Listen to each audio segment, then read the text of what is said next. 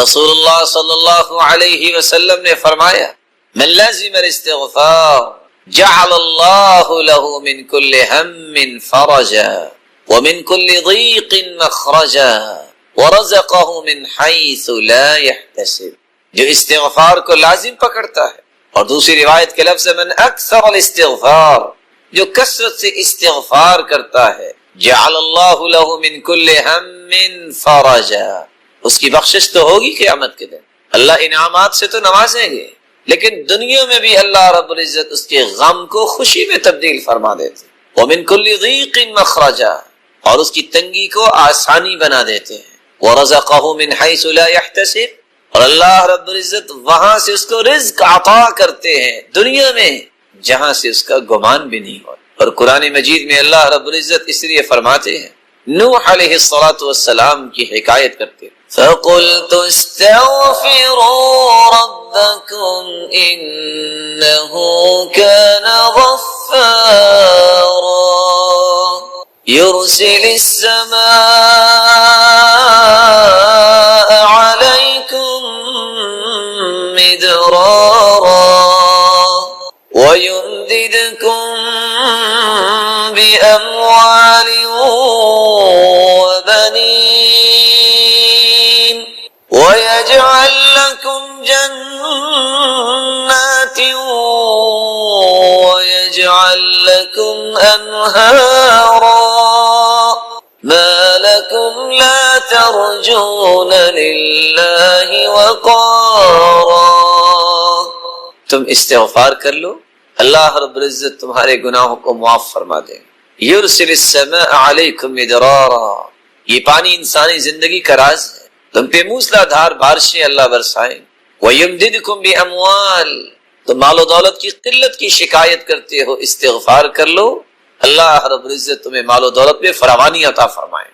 وبنین، تم اولاد کی نعمت کو ترستے ہو، استغفار کر لو، اللہ تمہیں اولاد کی نعمت سے نواز دیں گے. وَيَجْعَلْ لَكُمْ جَنَّاتٍ، تم پھلوں سے ترستے ہو، اللہ تمہیں باغات کا مالک بنا دے. وَيَجْعَلْ لَكُمْ أَنْهَارًا، تم پانی کی بوند بوند سے ترستے ہو، اللہ رب العزت تو تمہارے لیے نہریں جاری کر دے گے، نہروں کا بندوبست فرما دے.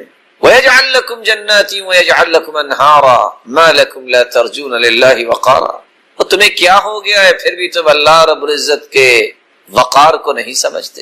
مَا لَكُمْ لَا تَرْجُونَ لِلَّهِ وَقَارًا. اور دوسری جگہ اللہ رب العزت فرماتے ہیں وَأَنِ اسْتَغْفِرُوا رَبَّكُمْ ثُمَّ تُوبُوا إِلَيْهِ يُمَتِّعْكُمْ مَتَاعًا حَسَنًا إِلَى أَجَلٍ مُّسَمًّى. استغفار تم کر لو، جب تک زندہ رہو گے اللہ تمہیں سکون اور وقار کی زندگی نصیب فرما دے. استغفار کا فائدہ آخرت میں تو ہے لیکن دنیا بھی سنورتی. اور تیسری جگہ اللہ رب العزت فرماتے ہیں وَيَا قَوْمِ اسْتَغْفِرُوا رَبَّكُمْ ثُمَّ تُوبُوا إِلَيْهِ يُرْسِلِ السَّمَاءَ عَلَيْكُمْ مِدْرَارًا وَيَزِدْكُمْ قُوَّةً إِلَى قُوَّتِكُمْ وَلَا تَتَوَلَّوْا مُجْرِمِينَ. اے میری قوم، اللہ رب العزت ہود علیہ السلام کی قوم کے متعلق حکایت کر رہے ہیں کہ اللہ کے پیارے پیغمبر نے کہا ہے میری قوم استغفار کر لو، اللہ تمہیں موسلا دھار بارشوں سے نواز دیں گے. وَيَزِدْكُمْ قُوَّةً إِلَى قُوَّتِكُمْ، تم اگر کوئی کمزوری محسوس کرتے ہو تو تمہاری کمزوریوں کو اللہ قوتوں میں تبدیل فرما دیں گے. وَيَزِدْكُمْ قُوَّةً إِلَى قُوَّةٍ، کسی کے پاس مالی کمزوری ہے، خاندانی کمزوری ہے، ملی کمزوری ہے، ان تمام کمزوریوں کو اللہ رب العزت قوتوں میں تبدیل فرما دیں گے.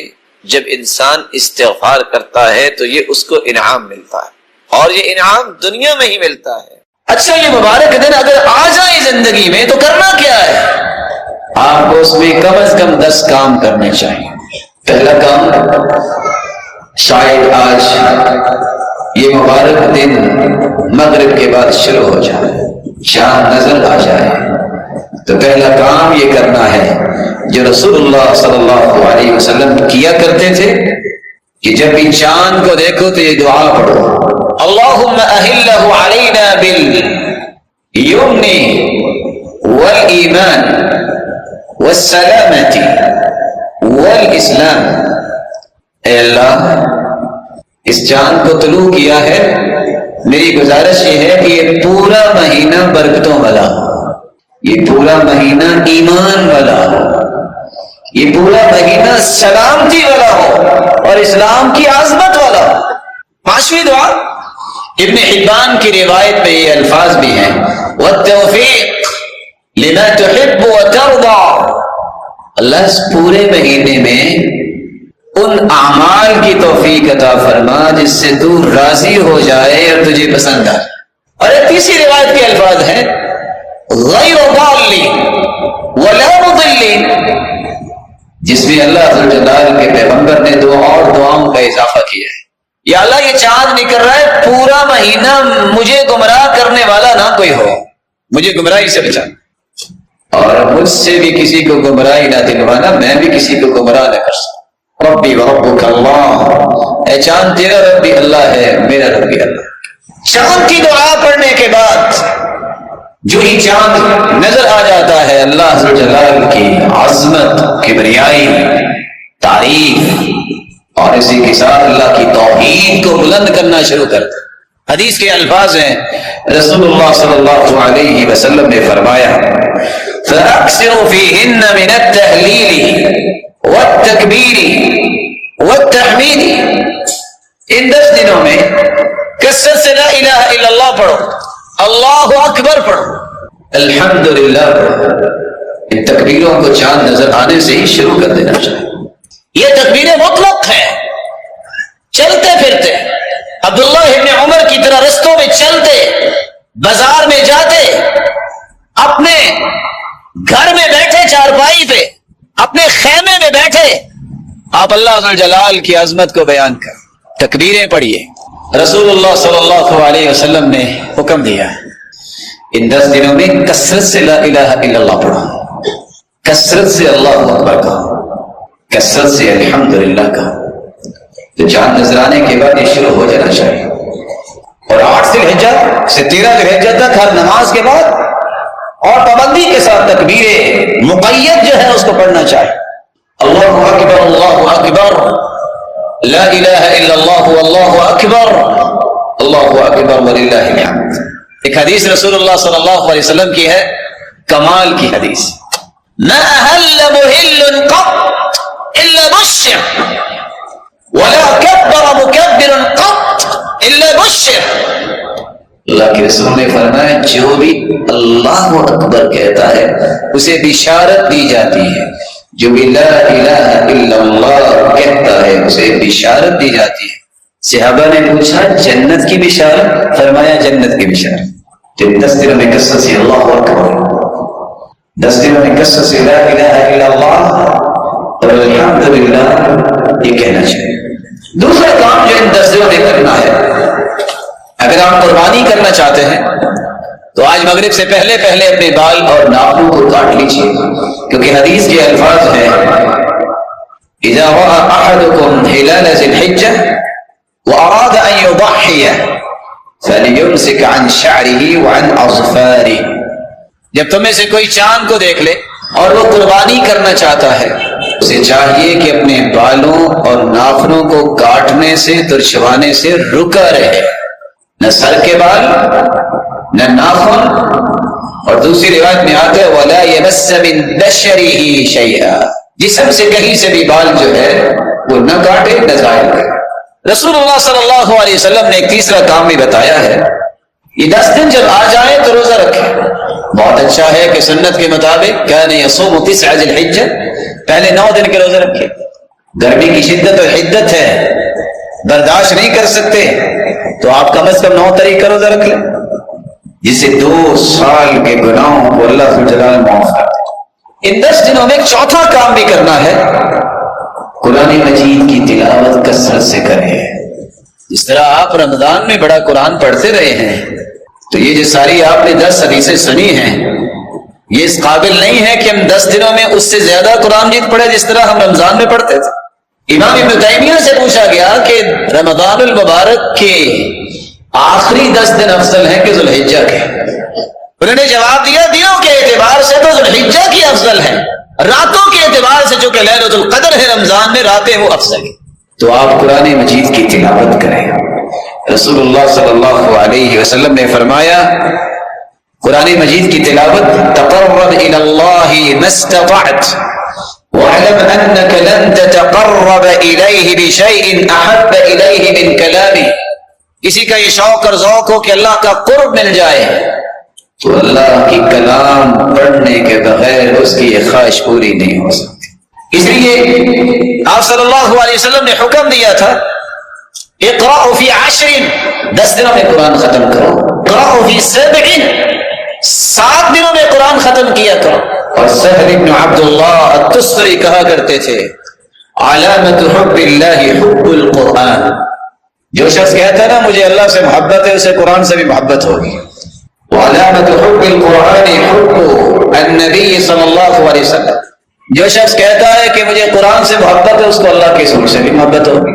وعلامت حب النبی حب السنہ، جو یہ کہتا ہے کہ مجھے اللہ کے رسول سے محبت ہے اللہ کے رسول کی سنتوں سے بھی اسے محبت ہوگی۔ پھر وہ شیو تو نہیں کروائے، پھر وہ داڑھی تو نہیں کٹوائے۔ علامت حب السنہ، جس کو یہ دعویٰ ہے کہ میں سنتوں سے محبت کرتا ہوں، حب الآخرہ، تو ضرور آخرت سے محبت کرتا ہوں۔ وعلامت حب الآخرہ بغض الدنیا، جو یہ کہتا ہے مجھے آخرت سے محبت ہے پھر وہ دنیا کو حقیقی زندگی نہیں سمجھتا۔ وعلامت بغض الدنیا اللہ يدخر منها الا زادا وبلغا الى الاخرہ، اور جس کا یہ دعویٰ ہو کہ میرا دنیا کے اندر تو تھوڑا وقت ہے پھر وہ آخرت کے لیے جمع جوڑ کرتا ہے، وہ دنیا کی جمع جوڑ میں زندگیاں نہیں لگاتا۔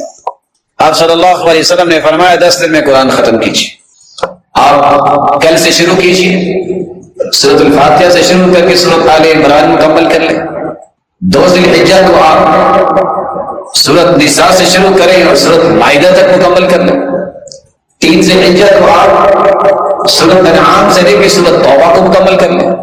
4 ذی الحجہ کو سورۃ یونس علیہ الصلوۃ والسلام سے لے کر سورۃ اسراء تک مکمل کر لیں۔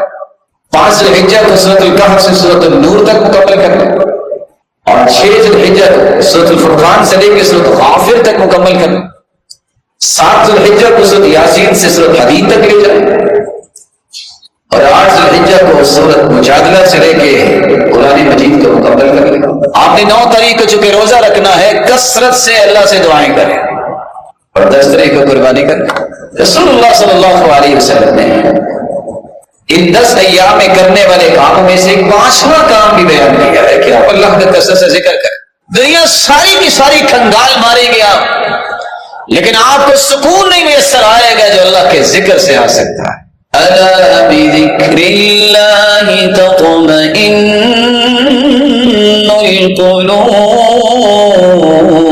القلوب، دلوں کا سکون اللہ نے ذکر میں رکھا ہے کہ 10 دنوں میں کثرت سے ذکر کریں۔ سبحان اللہ و بحمدہ 100 مرتبہ پڑھنے سے سارے گناہ معاف ہو جاتے ہیں، رزق ملتا ہے۔ کثرت سے درود پڑھیے، جو جتنا کثرت سے درود پڑھے گا اتنا قیامت کے دن اللہ کے رسول کے قریب ہوگا، اللہ کے رسول اس کی شفاعت کریں گے۔ کثرت سے رضیت باللہ ربا وبالاسلام دینا وبمحمد النبی، یہ کثرت سے پڑھے۔ صبح شام کی پڑھ لے نا، اللہ 5 انعام دیتے ہیں، گناہ بھی معاف کرتے ہیں، ظالم کے ظلم سے بھی بچاتے ہیں، اللہ کے رسول اس کی سفارش بھی کریں گے، اور پھر اپنے ہاتھ سے پکڑ کے اسے جنت میں داخل بھی کریں گے اور اللہ راضی بھی ہو جائے۔ استغفر اللہ العظیم الذی لا الہ الا هو الحی القیوم اتوب الیہ، کثرت سے پڑھے۔ کو 3 مرتبہ پڑھ لینا۔ حدیث کہتی ہے کوئی جنگ کے میدان سے بھی بھاگ کے آ جائے بزدل بن کے، اللہ یہ گناہ بھی معاف کر دیتا۔ لا حول ولا قوت الا باللہ، کثرت سے پڑھی۔ دنیا کے خزانوں کے لیے بڑی تڑپ اور تمنا اور شوق اور ذوق اور محنت اور تھرس کے ساتھ لگے رہتے ہیں لوگ، کسی کو جنت کے خزانے چاہیے تو کثرت سے لا حول ولا قوت الا باللہ، سبحان اللہ والحمد للہ ولا الہ الا اللہ واللہ اکبر کثرت سے پڑھیں۔ آپ اگر سبحان اللہ 100 مرتبہ پڑھ لیں تو 100 غلام آزاد کرنے کا اجر مل جائے گا۔ آپ اگر 100 مرتبہ الحمدللہ پڑھ لیں تو 100 گھوڑے میدان جہاد کے لیے تیار کیے گئے پیش کرنے کا اجر مل جائے گا۔ اور اللہ اکبر اگر 100 مرتبہ پڑھ لیں گے تو 100 اونٹ لدے ہوئے سامان سے میدان جہاد کے لیے اس کے برابر اجر مل جائے۔ اور اگر لا الہ الا اللہ پڑھ لو گے 100 مرتبہ تو ذرا ایک مرتبہ اکیلے رات کو بیٹھ کے اوپر دیکھنا آسمان کتنا اونچا ہے، زمین و آسمان کا سارا خلا نیکیوں سے بھر جائے۔ ان 10 دنوں میں لا الہ الا اللہ وحدہ لا شریک لہ لہ الملک ولہ الحمد وہو علی کل شیء قدیر۔ یہ کثرت سے پڑھیے، کوئی 10 مرتبہ کوئی 100 مرتبہ پڑھ لے، سارا دن شیطان کے بس و شکنجوں سے آزاد ہو جاتا ہے۔ کثرت سے ایام میں اللہ رب الجلال کے سکھائے ہوئے اذکار کو اپنی زبان پہ لائیے۔ ایک چھٹا کام بھی ان 10 دنوں میں کرنا ہے، نوافل پڑھنے کا۔ آپ سچ سچ بتائیے، رمضان میں تراویح پڑھتے رہے؟ اگر وہ افضل ہے تو یہ دن بھی اس سے افضل ہیں۔ آپ سب اٹھتے ہیں، کم از کم ان 10 دنوں میں تو تجربہ کر کے دیکھیں۔ میں نے اشراق پڑھنی ہے، میں نے چاش پڑھنی ہے، جب 10:15 کا ٹائم ہوگا وضو کر کے میں 2 بھی پڑھوں گا، یا 4 یا 6 یا 8 پڑھوں۔ کبھی اگر زندگی میں نہیں پڑھی ظہر سے پہلے 4 اور ظہر کے بعد 4، ان 10 میں تو پڑھ کے دیکھو۔ حدیث میں آتا ہے اس بندے کو اللہ جہنم پر حرام قرار دیتے ہیں، یہ جہنم نہیں جائے۔ جو عصر سے پہلے 4 رکعتیں پڑھتا ہے اس کا جنت میں گھر بنا دیا جاتا ہے۔ 10 دنوں میں تو تجربہ کریں۔ جو عشاء کے بعد 4 رکعتیں اکٹھی پڑھتا ہے، سلام نہیں پھیرتا، اجر اس کو اتنا ہی ملے گا جتنا لیلۃ القدر میں اس نے 4 رکعتیں پڑھی ہیں۔ ویسے بھی گرمی ہے، اگر انسان 2 سے 4 گھنٹے کام کرنے کے بعد وضو کر کے 2 رکعتیں پڑھ لے کتنا ٹائم لگے گا؟ ہماری تو سپیڈ بھی بڑی ہے نا، ہم نے کون سے 36 منٹوں میں 2 رکعتیں پڑھنی ہیں، وہ 2 سے 4 منٹ لگے اور فارغ۔ اور یہ راز سمجھیے، آپ نے ٹریولنگ کی ہوگی، آفٹر لینڈنگ کیا ہوتا ہے، 2 سے 4 سے 6 سے 10 لوگ، کوئی ونگز کو دیکھ رہا ہے، کوئی ٹائرز کو دیکھ رہا ہے، پوری ٹیم ہوتی ہے، کیونکہ دوبارہ اس نے اڑان بھرنی ہوتی ہے، اس کو دیکھتے ہیں کوئی نقص تو نہیں ہے۔ اللہ تعالیٰ بھی اپنے بندے کو 5 وقت اپنے سامنے کھڑا کر کے کیل کوکا اس کا ٹھیک کر دیتے ہیں۔ یہ بندہ پھر کمزور نہیں ہوتا، یہ بندہ پھر فٹنس سرٹیفکیٹ کی ضرورت نہیں ہے، اس کو اللہ تعالیٰ جسمانی طور پر بھی روحانی طور پر بھی مضبوط کر دیتا ہے۔ یہ 10 دن ہیں آپ کے پاس، کثرت سے نوافل پڑھیے۔ رسول اللہ صلی اللہ علیہ وسلم کا دین بتاتا ہے کہ ان 10 دنوں میں دعائیں کیجیے۔ آج یہ پہلو بہت کمزور ہو گیا، لوگ سمجھتے ہیں دعا اس وقت کرنی چاہیے جب بندہ بیمار ہو۔ تعرف الی اللہ فی الرخاء یعرفک فی الشدہ، تم خوشی کی حالت میں اللہ کو نہ بھولو، جب تم پہ کوئی آزمائش آئے گی اللہ تمہیں اکیلا نہیں چھوڑے۔ کچھ لوگ کہتے ہیں دعا میری تو قبول ہی نہیں ہوتی۔ میں صرف اتنا پوچھتا ہوں ادب کے ساتھ، کیا تم شیطان سے بھی برے ہو؟ اللہ نے تو شیطان کی بھی سن لی، شیطان نے کہا اللہ مہلت دے دے قیامت تک، اللہ نے دے دی، شیطان کی بھی سن لی ہے۔ دعا کرنا نہ چھوڑیں، دعا میں جب ہوتی ہے، سیدنا عمر کہا کرتے تھے مجھے دعا کی قبولیت کی پریشانی کوئی نہیں، کیونکہ اللہ یا تو فوراً قبول کر لیتے ہیں، یا اللہ اس کا ذخیرہ کر لیتے ہیں قیامت کے دن، یا کوئی مصیبت ٹال دیتے ہیں، ضائع نہیں ہوتی۔ مجھے ڈر یہ رہتا ہے کہ دعا کی توفیق نہ اللہ چھین لے۔ حدیث میں آتا ہے جب آسمان سے بلا آتی ہے، نیچے سے بندے کی دعا جاتی ہے، یہ زمین و آسمان کے درمیان گتھم گتھا ہوتی ہے، اور یہ دعا اس بلا کو قیامت تک زمین تک پہنچنے نہیں دیتی۔ دعا کیا کر اپنے لیے، اپنی اولاد کے لیے، والدین کے لیے، بہن بھائیوں کے لیے، معاشرے کے لیے، مسلمانوں کے لیے، اور مظلوم و مقہور اور بچوں اور ماں اور بہنوں کے لیے دعائیں کیجیے۔ یہ 10 دن اتنے مبارک ہیں، ایک 8واں کام بھی کیجیے۔ خیر خواہی اور ہمدردی کے نعرے لگانے والے ان 10 دنوں میں بہت کچھ کما سکتے ہیں۔ 10 دن اعتکاف پہ قرآن اندازیاں ہوتی ہیں، لوگ جاتے ہیں بیت اللہ اور مسجد نبوی، یار اعتکاف کیسے بیٹھ سکتے ہیں؟ کوئی کوڈ مل جائے گا؟ کیسے وہ رجسٹریشن کرواتے ہیں؟ آئیے میں آپ کو بتاؤں، حدیث میں آتا ہے 1 مہینہ اعتکاف کرنے والے اللہ کے رسول، اور اعتکاف بھی مسجد نبوی میں، اتنا اجر کسی کو مل سکتا ہے؟ تو اس سے زیادہ اجر یہ ہے کہ آپ کسی مسلمان کی جائز ضرورت کو پورا کرنے کے لیے اس کے ساتھ چلے۔ یہ گاڑیاں یہاں ہی رہ جانی ہیں، ان گاڑیوں سے کام لیا کریں، یہ عہدے اور منصب یہاں رہ جانے ہیں۔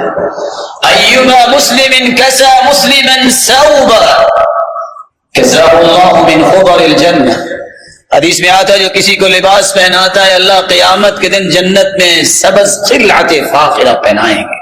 تمہارا جی چاہتا ہے کہ نیا لباس پہنو عید کے دن، تو میرے بھائی کبھی کسی کو بھی سوٹ دے کے دیکھو جس نے کبھی نیا نہیں پہنا، کبھی نکلو نا ان دیہاتوں میں جہاں لوگوں کے پاس کچھ نہیں ہے۔ ایما مسلم اطعم مسلما علی جوع اطعمہ اللہ یوم القیامۃ من ثمار الجنہ، جو کسی بھوکے مسلمان کو، کسی بھوکے انسان کو کھانا کھلاتا ہے اللہ اس کی مہمان نوازی جنت سے کرے، 10 دن میں کھانا کھلائیے۔ ایما مسلم سقا مسلما علی ظمأ سقاہ اللہ من الرحیق المختوم، جو کسی کو پانی پلا دے اللہ اسے جنت کی رحیق المختوم سے شرابن طہورا پلائے۔ سوچا کرے اس طرح کے کام، بدلنا چاہیے اپنے آپ کو۔ جہاں پانی کا بندوبست نہیں، نلکے لگوایا کریں۔ سال پورا بیمار رہے، امام حاکم ان کے لیے دعا کروانے والے نے دعا کروائی، ایک عورت آئی اور آ کے رکا پھینک کے چلی گئی، لکھا ہوا تھا میں نے ان کے لیے دعا کی اور خواب میں مجھے اللہ کے رسول ملے ہیں، انہوں نے کہا کہ اس کو کہو پانی کا بندوبست کرے۔ اٹھے امام حاکم، نلکا لگوایا، کنواں کھدوایا، ادھر پانی جاری ہوا، ساری بیماری ختم ہو۔ مسلمانوں کا خیال کیا کریں، اور میں بڑے ادب سے یہاں بھی کہوں گا کہ آنے والوں کی عزت دیا کریں، ان کے لیے بھی پانی رکھنے میں کوئی گناہ تو نہیں ہوگا جی، یہاں بھی پانی رکھ دیا کریں۔ کوئی اپنے آفس سے آیا ہوگا، کوئی دھوپ سے آیا ہوگا، اگر کسی کو پانی کی ضرورت ہو، اس سے بڑی نیکی کیا ہے؟ اگر ایک بدکار عورت کتے پیاسے کو پانی پلانے سے اس کی بخشش ہو سکتی ہے، دیانتداری سے بتائیے اگر آپ کسی مسلمان محترم کو پانی پیش کر دیں گے، پیاس لگی ہے اس کو، تو بخشش نہیں ہوگی۔ خیال کیا کریں، اللہ ذو الجلال ایسے کاموں کی ہمیں توفیق عطا فرمائے۔ خیر خواہی کا ایک طریقہ یہ بھی ہے، جو کبھی کسی نے تجربہ کیا ہو تو بہت اچھا، اللہ کے رسول نے قربانیاں تقسیم کی تھی، کبھی اس حدیث کو بھی پڑھ لیا کریں۔ یہ بھی حدیث اللہ کے رسول صلی اللہ علیہ وآلہ وسلم کے صحابی نے ہی بیان کی ہے، اور کیسی حدیث ہے؟ حدیث بھی ہے تو صحیح بخاری کی ہے، ویسے تو بخاری کا بڑا نام ہے، یہ بھی صحیح بخاری کی روایت ہے، قربانیاں تقسیم کرنا۔ تم گھر میں ہر سال 10 سے 12 قربانیاں کرتے ہو، تجربہ یہ بھی کرو، جس نے ساری زندگی قربانی نہیں کی اس کو کہو بھائی یہ ایک قربانی آپ کرو، لوگوں کی طرف مت دیکھو، کھاؤ بھی اور خود تقسیم بھی۔